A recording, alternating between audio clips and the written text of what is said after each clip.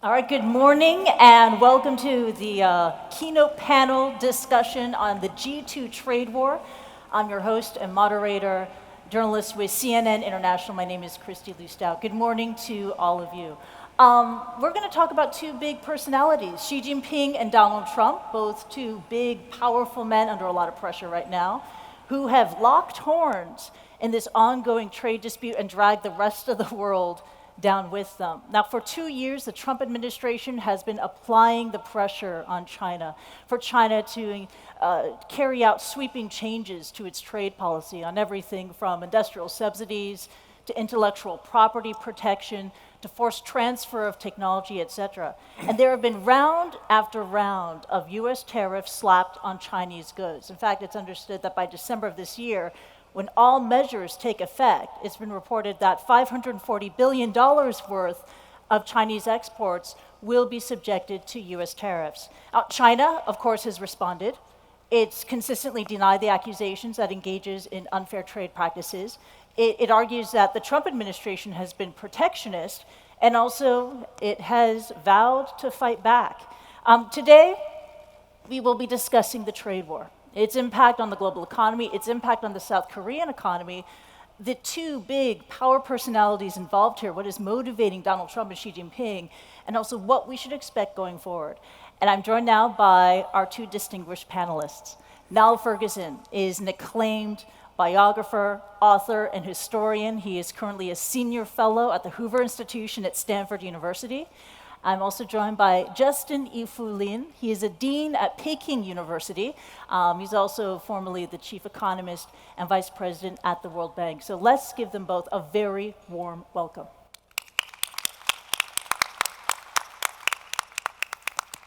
Okay, so here is the structure going forward. The countdown clock is already on.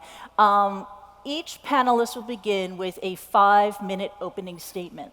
From then, we'll open it up to about a 30-minute discussion here on the stage, moderated by yours truly. Then we're going to open it up to the floor, and we're using something called the Slido app.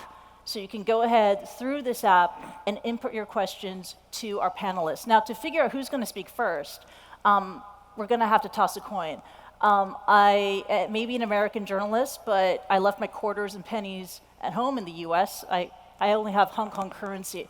So it's not heads or tails, but the number 2 and a Bohemia flower. So let's just do it this way. If it's a number 2, now you go first. If it's the flower, Justin, you will go first. Are we cool? All right. It's been a while since I tossed a coin. Here we go. Boom, boom, and it is the number 2. So, Niall, take it away. Well, thanks, Christy. I attend conferences like this around the world, and by and large, when I encounter the business communities of Europe or of Asia, they tend to see the trade war and the worsening relationship between China and the United States as Donald Trump's fault. He's the wrecking ball, smashing the liberal international order, and Xi Jinping is the good guy who goes to Davos and defends the international liberal order. But I think this is, in fact, a misunderstanding, and I'm going to try and clear it up. You know, China has achieved, as we all know, the most spectacular industrial revolution and economic rise in all of economic history. Just think, back in 1996, China's gross domestic product in dollar terms was just 10% of that of the United States. And in 2014, it passed the 60% mark in current dollar terms. On a purchasing power parity adjusted basis, it actually overtook the United States at that time. And we all know how much the Chinese people have benefited from this extraordinary growth spurt. I can't remember the last time I went to a conference and didn't hear that 300 or 400 million Chinese people had been pulled out of poverty. But the question is, how was this done, by fair means or foul?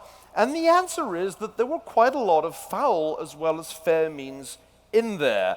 Intellectual property theft on a massive scale, espionage and sustained cyber warfare against Western companies, a bending, if not outright breaking, of World Trade Organization rules, currency manipulation to prevent the RMB from appreciating, and the exclusion, systematic exclusion of Western companies from the Chinese market via tariffs, as well as non-tariff barriers. Fact, at the beginning, before the trade war began last year, Chinese average tariffs on US imports were around 8%, compared with just 3.1% average US tariffs on Chinese imports. And let's not forget, since Greta Thunberg is making the point emphatically in New York, that yes, there is a climate crisis, and it does arise from CO2 emissions. And let me ask the question, of the increase in CO2 emissions since 2007, what share is accounted for by China? The answer is 57%. Since 2007, the United States has reduced CO2 emissions by 12%. Chinese CO2 emissions are currently 1.8 times those of the United States. Oh, and don't forget, while all of this has been happening over the last 20 or so years, the median household in the United States, and indeed in most of the developed world, has been stagnating in terms of real income. The median household in the United States is barely better off than it was in 1999, and the only surprising thing, ladies and gentlemen, is that it took this long for the backlash against China to happen. When I moved to the United States back in 2002, as you can tell from my accent, I'm from the United Kingdom, but I am now an American citizen. The only thing I couldn't figure out was why it had taken so long for this backlash even to begin.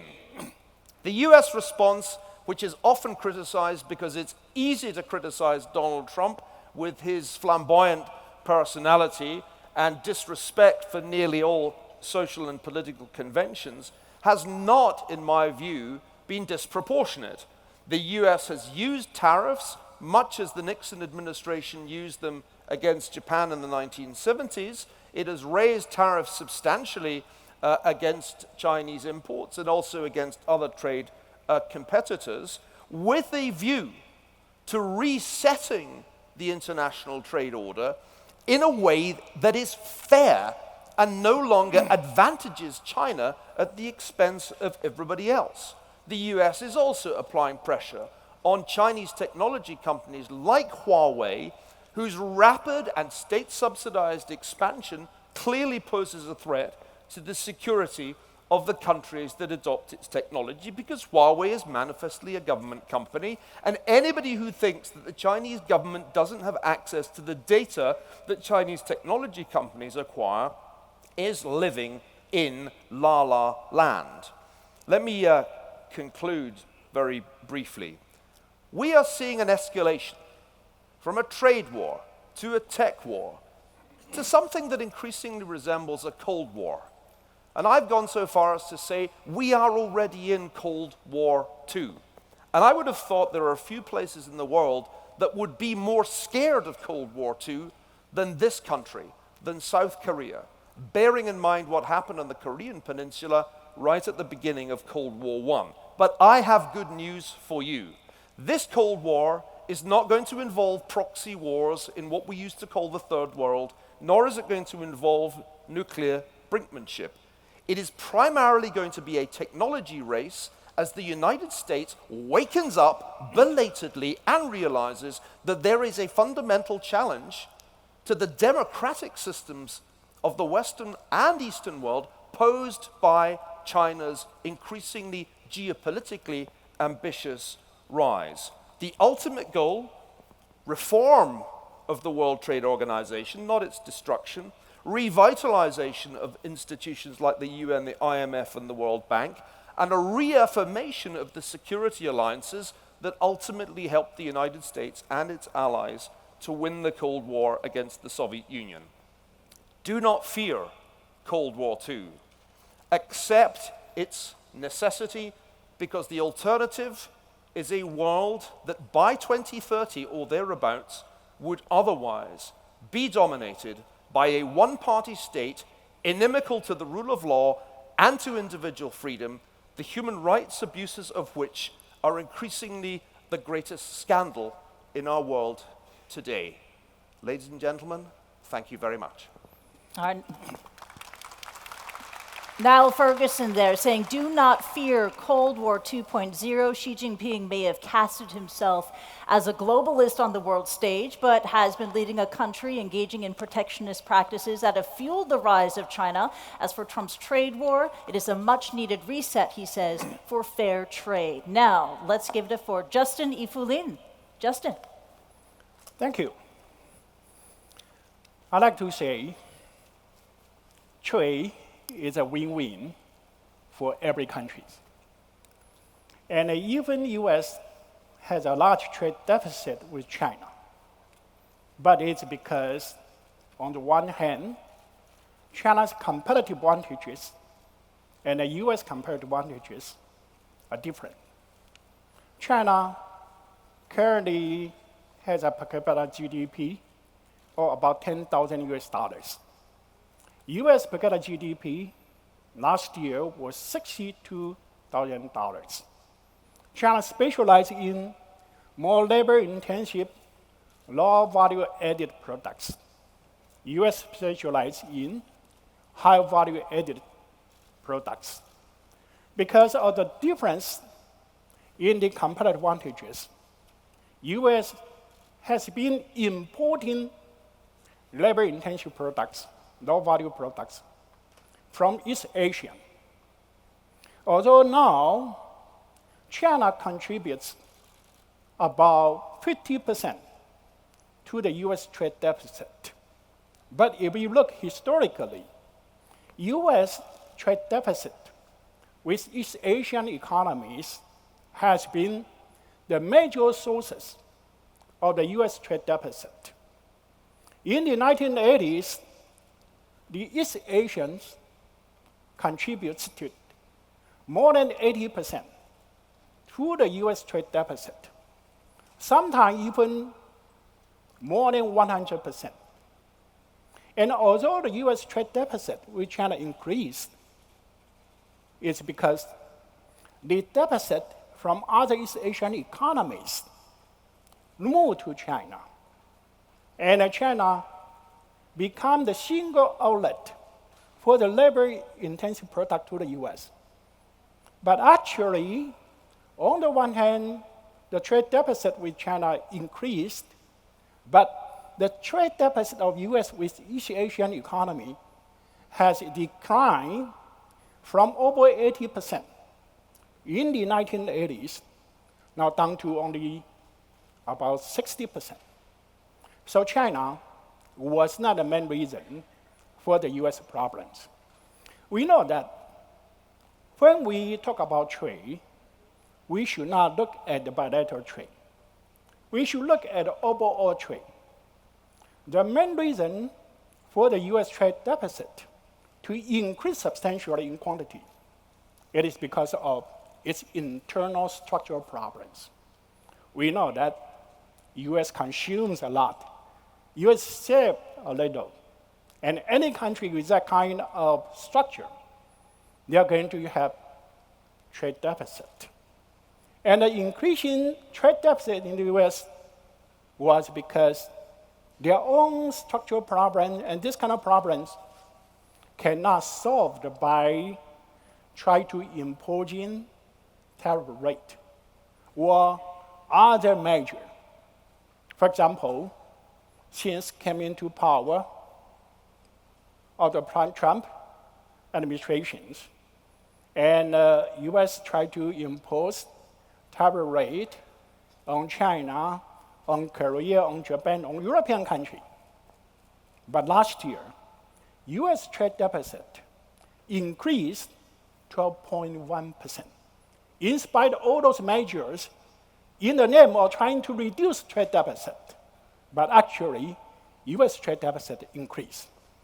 And also, US trade deficit in China also increased, 11.7%. So that means, actually, US is fighting a wrong enemy. And Neil mentioned about there's a lot of accusation on China, but those are just accusations. do you have any real cases to support that?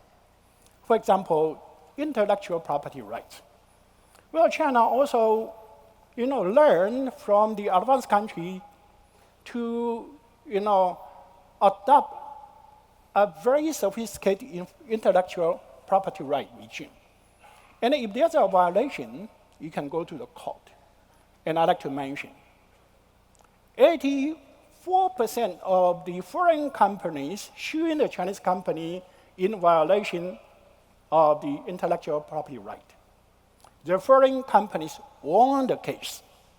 And I'd like to mention, in the US, less than 50% of the foreign companies, when they sue the US companies, they won the case. So on this record, I don't know which country has a better records. And then secondly, about forced technological transfer. Well, we know that for a foreign company to make investment in China is voluntary. And how can you force a foreign company to transfer their technology to China? Certainly, they will use the best technology to produce in China. Because if they do not use the best technology to produce in China, how can they compete in China? For example, now China has the largest automobile production and market in the world. And certainly, US companies like General Motors, Ford, they set up their production in China. And they have a choice not to use the best technology. But if they do not use the best technology, how can their car to compete with the car produced by Hyundai, by Honda, by Volkswagen, by other international companies? So to use the best technology to produce in China is to the benefit of the US company themselves. We know that the most important source of profit for the US automobile companies is in China. If they do not want to use the best technology to produce in China, I think many of them are going to be in big trouble. And a violation of WTO rules, well, certainly, according to the WTO General Secretary, he mentioned China should be considered as a student of A, although not A+. And China certainly, in the past 16 years, was sued for about 40 times. And China won most cases. And if China loses the cases, China follows the ruling. And in the same periods, US was sued more than 80 times. But US never followed the ruling. So that's the trade records. All right, let me just do a quick recap of your comments, Justin, and then Niall, we need to get your response to what Justin just said. Justin basically saying that the United States is fighting the wrong battle. The allegations that it's put forward, forced transfer of technology, inadequate intellectual property rights enforcement, violation of WTO rules are, quote, just accusations. If there is an issue, it's the United States' own structural problems, namely the US-China trade deficit. Niall, your reaction? Well, it's always good to be given a lecture on the theory of trade by a Chinese economist, considering that the basic principles of trade theory originated with Adam Smith, my fellow Scotsman, and David Ricardo, one of the great English economists. I think there are 3 points that I would make in response, Christy. The first one is, remember the point about the currency that I made. China had not only an advantage in terms of the cheapness of its labor, that's undeniable where its comparative advantage lay, it doubled that advantage by systematically intervening to prevent its currency appreciating, unlike, for example, West Germany and Japan in the period of their rapid growth after World War II. As they grew, there were recurrent revaluations upwards of their currencies. That did not happen in the Chinese case, as Moritz Schularik and I pointed out in a series of articles that we gave the name Chimerica. I actually prefer Chimerica to G2, because the idea of Chimerica was that for a time, the Chinese and American economies fused. But it was a very, very asymmetrical fusion that occurred. A couple more points and then I'll wrap. I don't think the ultimate goal of the Trump administration is to reduce the bilateral trade deficit. That is the president's goal, but I don't think if you ask Robert Lighthizer, the US trade representative, he would say that that was the goal. And I think the reason that's true is that when China offered to make a whole series of purchases of US goods to reduce the bilateral trade deficit by roughly half, the US didn't accept it because Lighthizer made clear that the ultimate goal was to get at the unfair practices and uncompetitive practices that are central to Made in China 2025, China's strategic plan to get to the very top of the value chain, as I mentioned, by fair means or foul.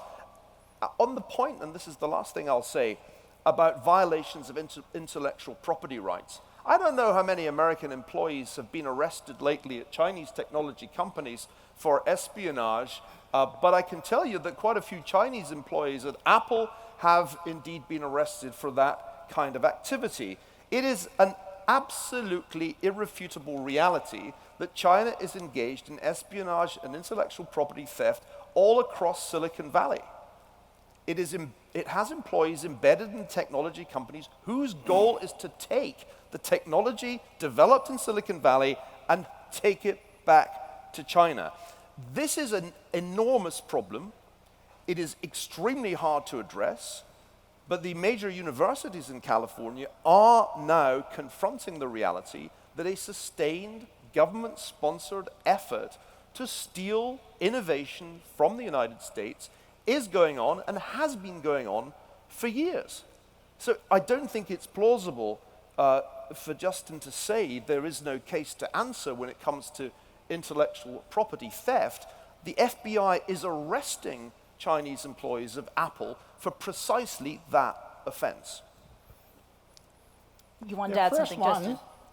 The currency manipulations, they're standards by IMF. And according to IMF, China does not manipulate currency.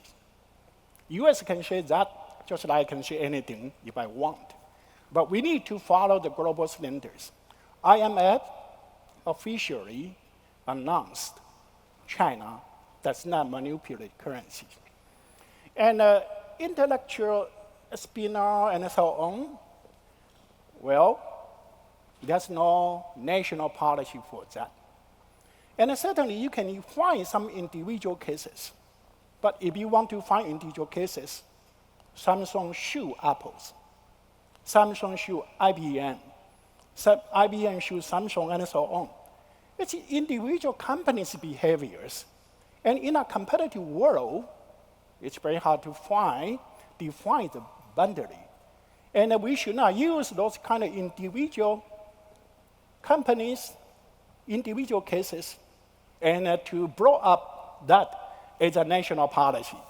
Just like Larry Summers says, China made a lot of progress in the past 40 years to pull about 800 million people out of poverty.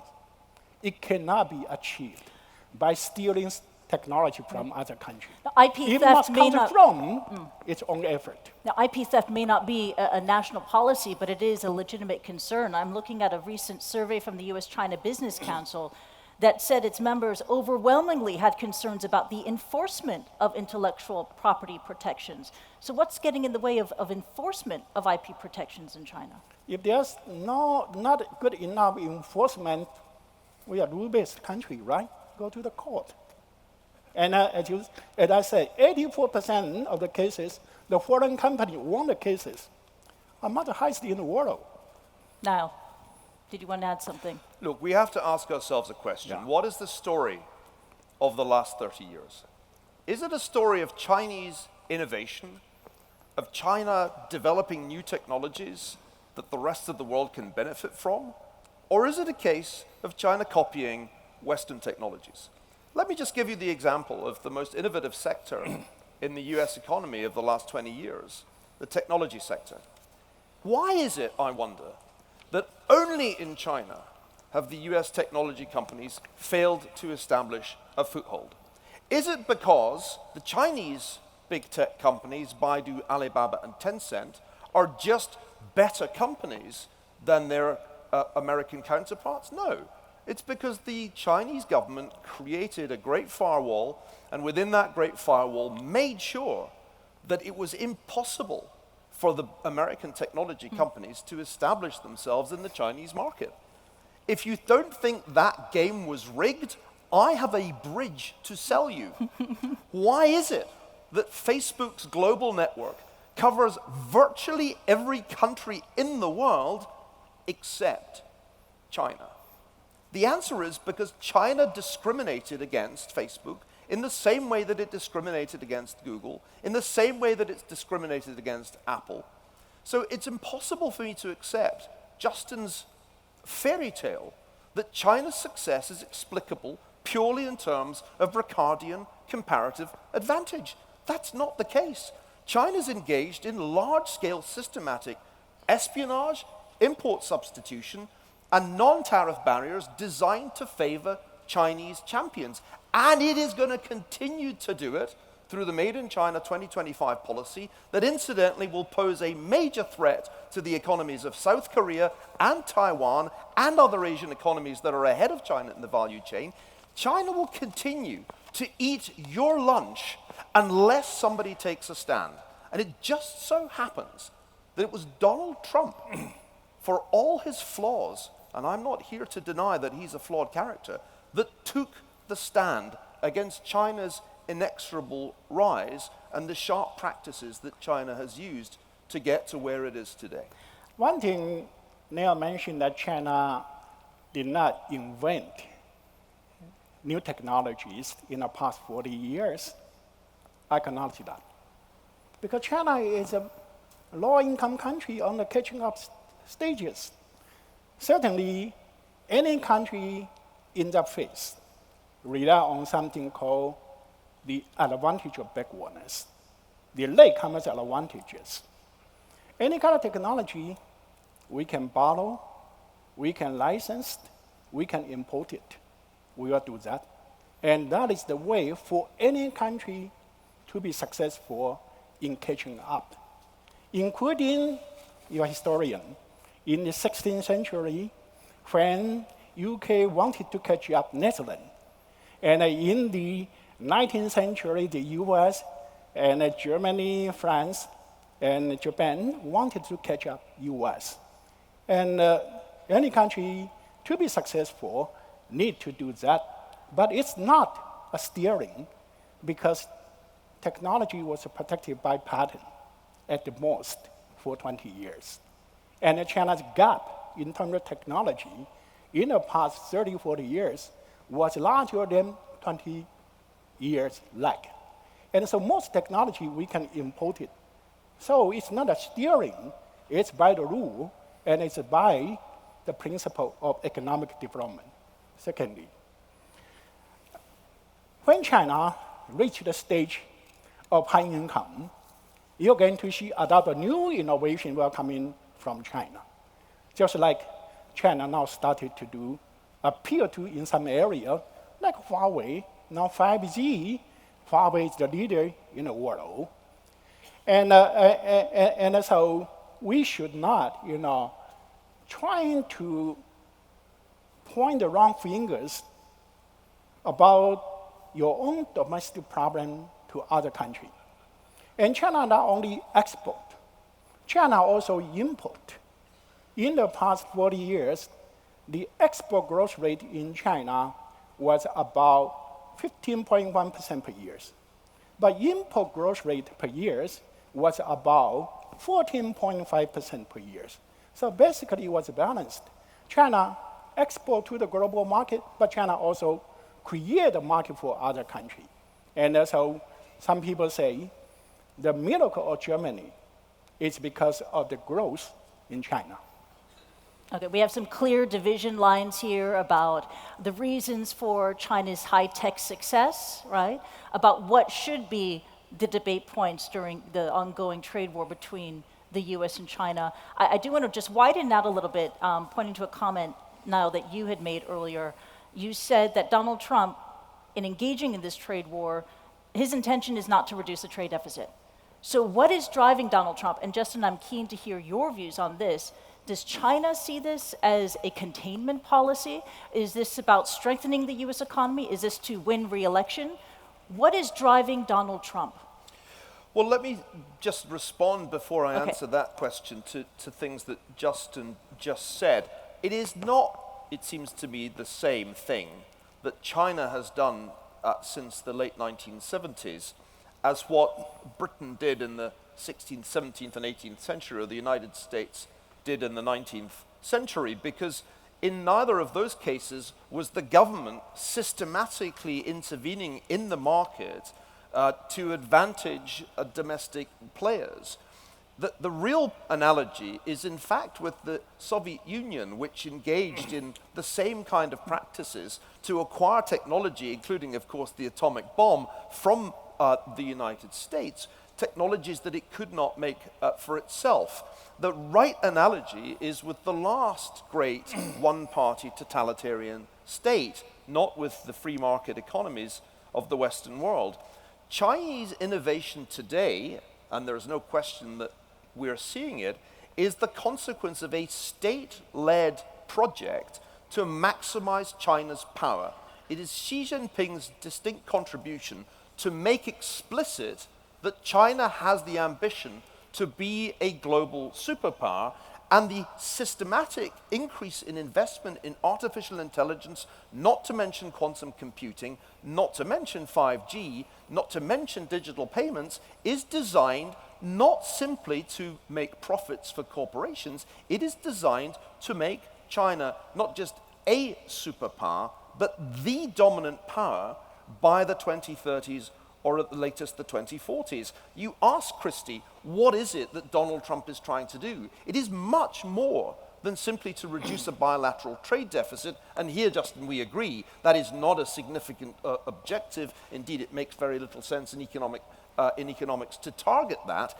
The real objective is to challenge China before it is too late, and China has replaced the United States as the dominant player in the global economy. Now, you may say, what goes around comes around, and we should not worry if China overtakes the United States and becomes the dominant player in the international system. But I warn you, you will miss the United States for all its flaws when it's China's century and China's world. Because for all Justin's claims about the rule of law, there is no meaningful rule of law in the People's Republic of China. Western companies that seek redress in Chinese courts quickly discover the meaninglessness of the rule of law in that country. China is a one-party state in which the human rights of the individual, or indeed of ethnic minorities, take a clear second place to the interests of the party, and the party is above the law. So do not think for a minute that it will all be okay if China becomes the number one power and the dominant rule maker in the international system. Simply observe how the One Belt, One Road policy operates wherever China seeks to establish itself as a major investor. Does it promote the rule of law in those African countries where it invests? I very much regret to say that it does not. And that is the ultimate objective of the Trump administration. It is not simply a reduction of the bilateral trade deficit. It is to contain a rising power that makes no secret of its ambition to dominate not just the Asia-Pacific region, but ultimately the globe. And let me just conclude by saying, you speak of the United States' domestic problems. They're no secret. I've written about them myself at length. But let's not forget that China has its domestic problems, and these two explain Xi Jinping's increasingly explicit megalomania.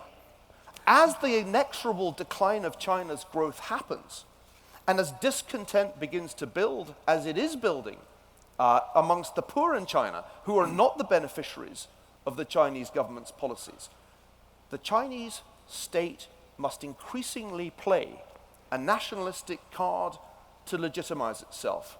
And that is another reason, it seems to me, why we should be very nervous indeed at the prospect of a Chinese century. Justin? Well, I think our audience will be appreciate your warning about the potential rise of China. But I'd like to mention when Mahathir of Malaysia received the same warning, what his response was.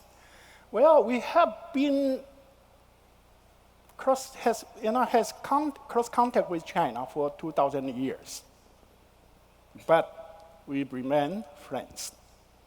But when we started to have a contact with the Western powers, in 2 years, we were colonized.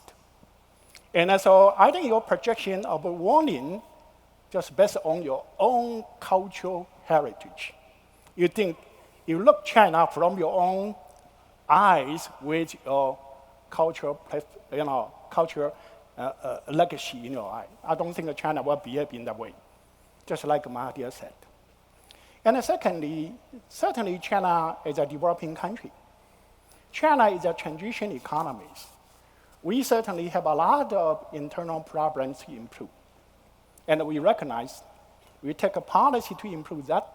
We never try to point our fingers to other countries for our own domestic problems. I think those are differences. At the core, you just got that round of applause, Justin, well done. At the core of this discussion is also an issue of trust. With the rise of China, can South Korea trust China? On the issue of the Made in China 2025 industrial-led policy to turn China into a high-tech superpower, an interesting finding from, again, the US-China Business Council survey. And it said this, quote, when asked companies about Made in China 2025, quote, the number of American companies indicating that MIC 2025 offered positive opportunities for their business in 2019 has nearly doubled since 2018. You have American companies in this survey saying that they believe Made in China 2025 is not a threat, but an opportunity for them. And I just wanted to get your thoughts, because we have a number of South Korean business representatives, head of companies here in this audience, and they're wondering, should we trust China as we move forward? How do you respond to something like this? Look, the pattern is extremely clear. China has raced up the value chain with extraordinary speed. It seems like 10 years ago I was teaching at Harvard Business School, and it seemed like my colleagues and many students thought that China was essentially in the apparel business, in cheap clothing and cheap footwear.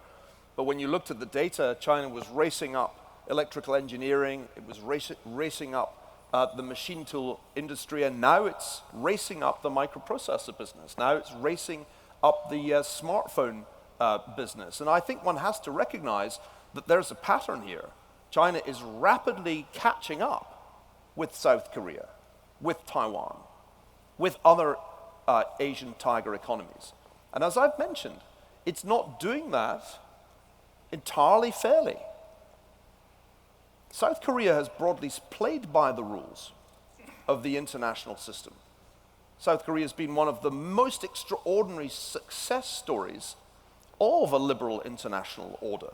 Not only economically, it's certainly the great economic miracle of the post-Korean War era, but also politically, because South Korea managed the transition from authoritarianism to democracy. And that's no trivial thing. It's one of the great achievements of this country's history. Now, there was a time when people in the United States told themselves that something similar would happen in China too.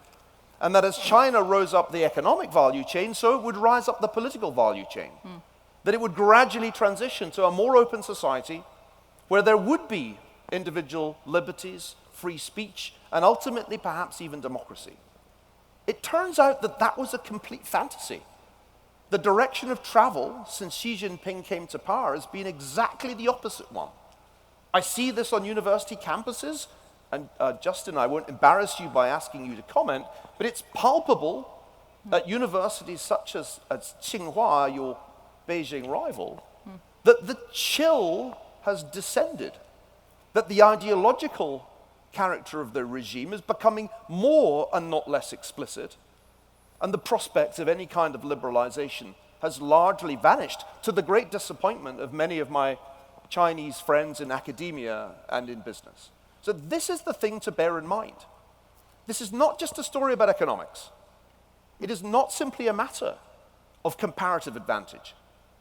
It is a matter of a fundamental difference in systems between a system in which there is no real rule of law and only one party rules, a system in which individual rights are subordinate to the party, and ethnic minorities can be imprisoned en masse and subjected to indoctrination because their religion and tradition no longer are compatible with the party's outlook.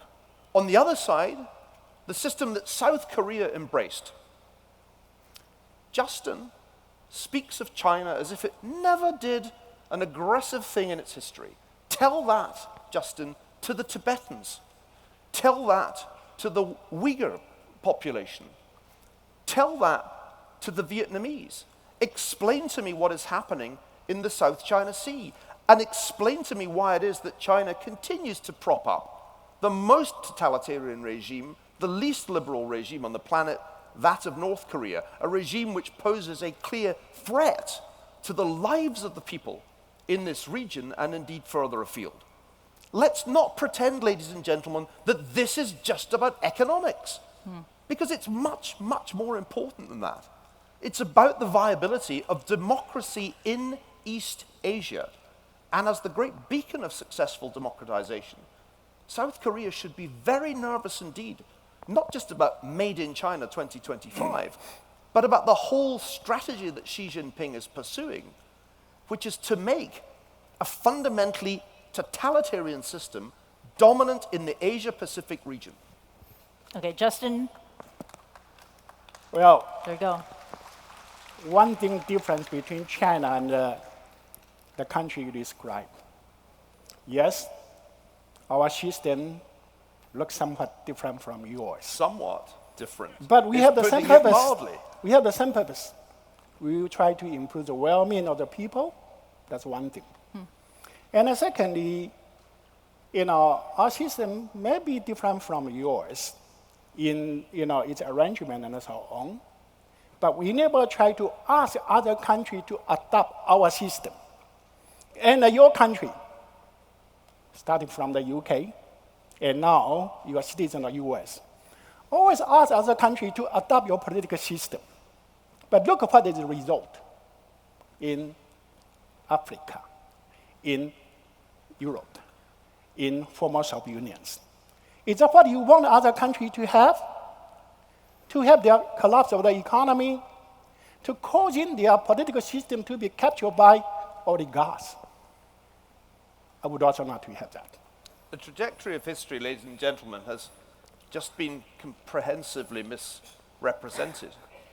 And it's absurd to hear it done in South Korea, a country that American soldiers gave their lives to preserve as a free country, not under the thrall of communism.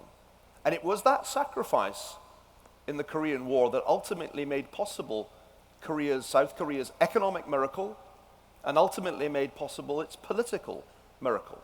So let us not misrepresent the contribution that the United States has made. All over the world, since the 1940s, democracy has gained and authoritarianism has receded. That is the great trend, the arc of history, if you will, since the United States became the dominant power in the world. And the principal obstacle to the advance of human freedom has been communist regimes. In some cases, happily, those regimes have collapsed. I remember now what it was like in 1989 when my friends in Eastern Europe first tasted freedom. Remember what happened 30 years ago in China.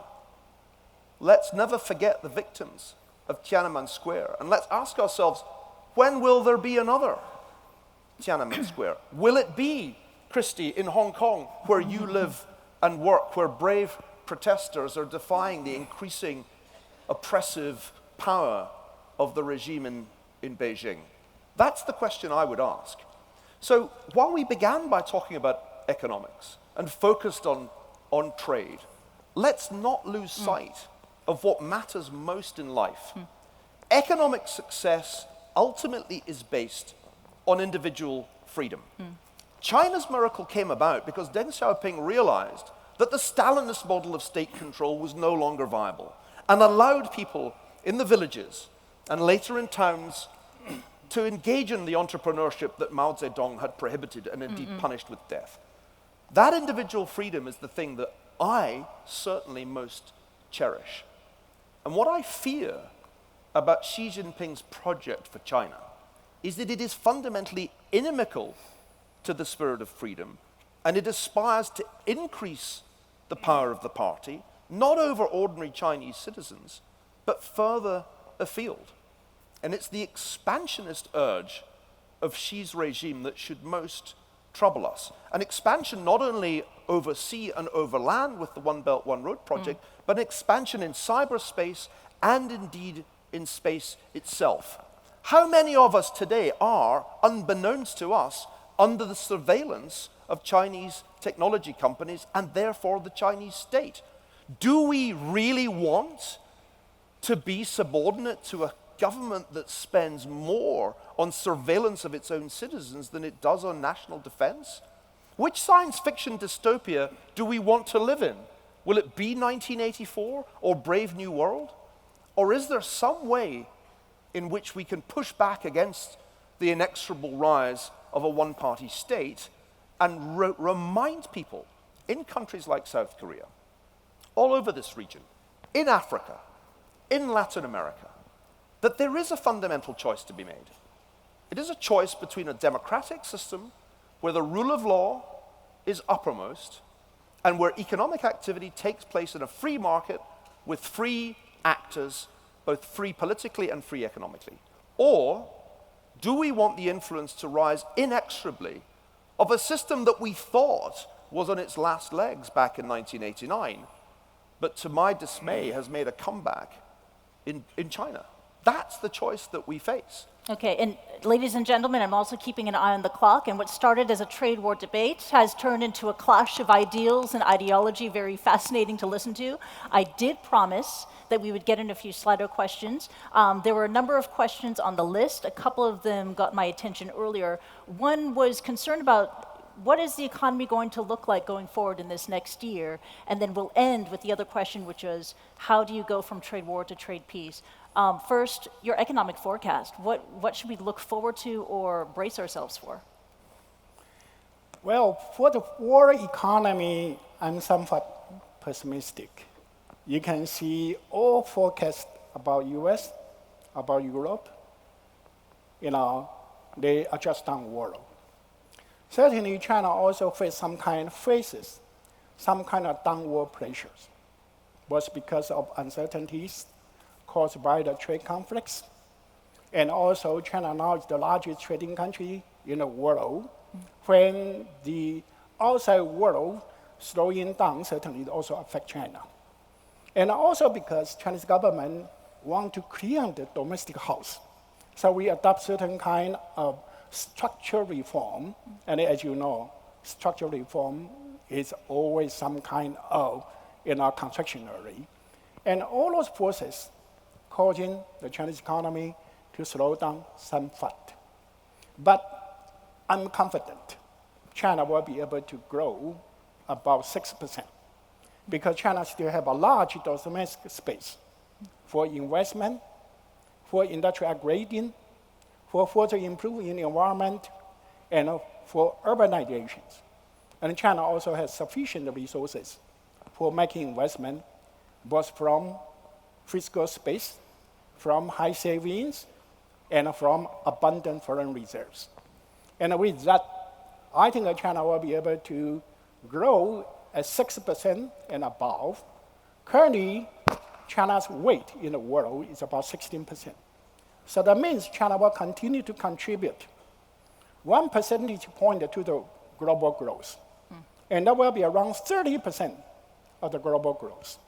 And that will benefit China, but will be a big opportunity for Korea, for other countries with good trading relations with China. Christy, the Chinese growth rate will be whatever the Chinese government says it is. The question is what the real growth rate will be, and it almost seems certain to decline, and decline rapidly in the coming years for demographic reasons, and also because China's reached the limits of what it can do with leverage. It's reaching the limits of what it can do with monetary policy. It's going to devalue. I imagine the currency will weaken further, but the real growth rate is going to be substantially below what the Chinese government says when it aims at around 6%. I think you should probably assume it's quite a bit below that. Look, predictions of the US entering recession have been all the rage just lately. People have got very excited about inverted yield curves. I don't think there's going to be a recession in the United States, though I don't think that the US economy is going to grow much faster than 2% next year. It's clearly going to be slower than it was. But you know, that is not reason for an anxiety attack. My own view is that if one looks at the predictions of doom and gloom that economists made about the Trump administration, not least my old adversary Paul Krugman on election night back in November 2016, you may remember that Professor Krugman predicted that night that the stock market would never recover from Donald Trump's election. It had recovered by 11:30 a.m. the same day that he made that prediction, and it has gone on to outperform the Chinese stock market and indeed pretty much every other stock market. Look, we've had conversations about the rise in the past of the Soviet Union. Paul Samuelson's textbook, the most standard textbook in macro, used to predict that the Soviet Union would overtake the United States in various years that constantly had to be changed because it never happened. Then there was Paul Kennedy's prediction that Japan would overtake the United States, or would it be West Germany? And here we are having the same kind of conversation about China. Folks, I think we should have learned by now from history that it's pretty hard to overhaul the United States. China's going to be in the middle income trap. Its growth is going to decline rapidly because of its demographic headwind, a self-inflicted problem owing to the one-child policy. And the United States is going to surprise massively to the upside, as a free society will always outdo an authoritarian one. So my prediction, not just for next year, but for the next 10 years, is that you should be long the United States and short the People's Republic of China. It's hard to overhaul the United States. It's hard to overhaul Chimerica in this very tangled relationship, which leads us to our final question that was submitted anonymously through the app. I have a response. You do want to respond. Go ahead. Now, do you really believe in what you said?